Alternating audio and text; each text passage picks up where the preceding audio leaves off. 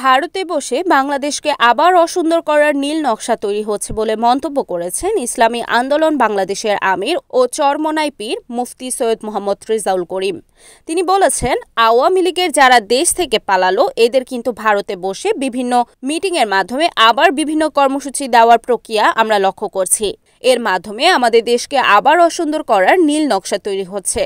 এজন্য দেশপ্রেমিক ও রাজনৈতিক দল যারা রয়েছেন আমরা সবাই ঐক্যবদ্ধভাবে ফ্যাসিস্টদের মোকাবিলার ব্যাপারে জাতীয়ভাবে ঐক্যবদ্ধ থাকব।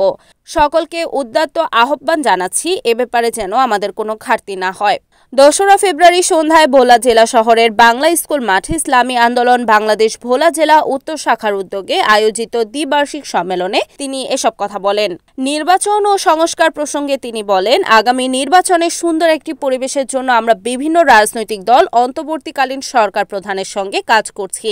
এখানে মূল ব্যাপারটা হলো 15.5 বছর ফ্যাসিস্ট সরকার দেশ পরিচালনা করেছে। তাদের দেশ পরিচালনায় সর্বত্র দলীয়করণ ও ব্যক্তি স্বার্থকে অগ্রাধিকার দিয়েই তারা বিভিন্ন জায়গায় লোক সেটিং করেছে।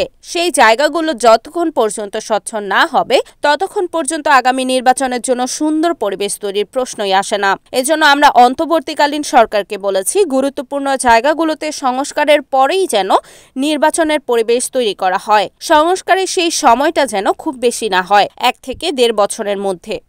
খুব বেশি না হওয়া, সেখানে আমরা বলেছি 1 থেকে 1.5 বছরের মধ্যে সরকার ক্ষমতা নেয়ার থেকে 1 থেকে 1.5 বছরের ভিতরে জাতীয় একটা আওয়ামী যারা নাকি দেশ থেকে পালালো এরা কিন্তু ভারতে বসে আবার বিভিন্ন মিটিংয়ের মাধ্যমে আবার বিভিন্ন কর্মসূচি দেওয়ার বিভিন্ন প্রক্রিয়া আমরা লক্ষ্য করেছি। এর মাধ্যমে আমাদের দেশকে আবার অসুন্দর করার একটা বিভিন্ন নীল নকশা তৈরি হচ্ছে।